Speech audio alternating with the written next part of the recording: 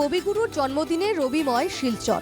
25শে বৈশাখ উপলক্ষে বুধবার সকালে শিলচর শহরে বিশাল শোভাযাত্রা বের করে বরাক উপত্যকা বঙ্গ সাহিত্য ও সংস্কৃতি সম্মেলন।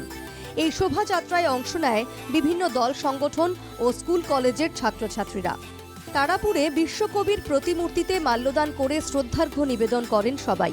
25শে বৈশাখ উপলক্ষে শিলচরের বিভিন্ন প্রান্তে আয়োজন করা হয় বর্ণাঢ্য সাংস্কৃতিক অনুষ্ঠানের।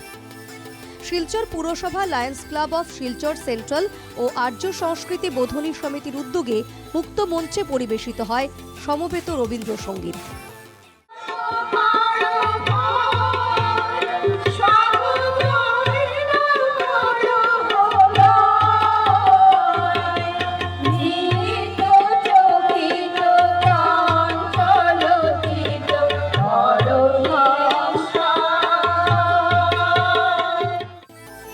সীমান্ত শহর করিমগঞ্জ বুধবার সকাল থেকে ছিল উৎসবের মেজাজে।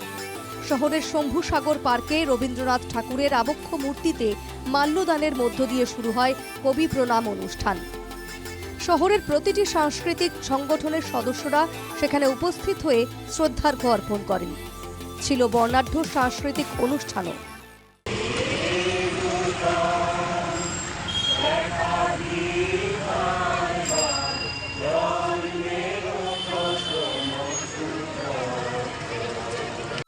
এছাড়াও শহরের বিভিন্ন সাংস্কৃতিক সংগঠনের উদ্যোগে অনুষ্ঠিত হয় সাংস্কৃতিক অনুষ্ঠান। আমরা আজকে বিশ্বকবি রবীন্দ্রনাথ ঠাকুরের 163তম জন্মজয়ন্তী উপলক্ষে আমাদের সকালে ছিল প্রভাতী অনুষ্ঠান শম্ভুসাগর পার্কে কবি মূর্তির পাদদেশে। এখন আমরা সরস্বতী বিদ্যানিকেতনে কবি প্রণাম অনুষ্ঠানের আয়োজন করা হয়েছে। আমাদের এখানে আমাদের করিমগঞ্জের বিশিষ্ট সাংস্কৃতিক সংগঠন প্রায় 20টি অর্গানাইজেশন আমাদের সঙ্গে অনুষ্ঠান পরিবেশন করছেন। তার সঙ্গে একক শিল্পীরা আছেন, প্রায় 15 জনের মতো একক শিল্পী অনুষ্ঠান পরিবেশন করবেন। শুধু করিমগঞ্জ, শিলচর, হাইলাকান্দি শহর নয়, বরাকের গ্রামাঞ্চলেও বিভিন্ন সংগঠন দিনব্যাপী কর্মসূচির মাধ্যমে 25শে বৈশাখ উদযাপন করে।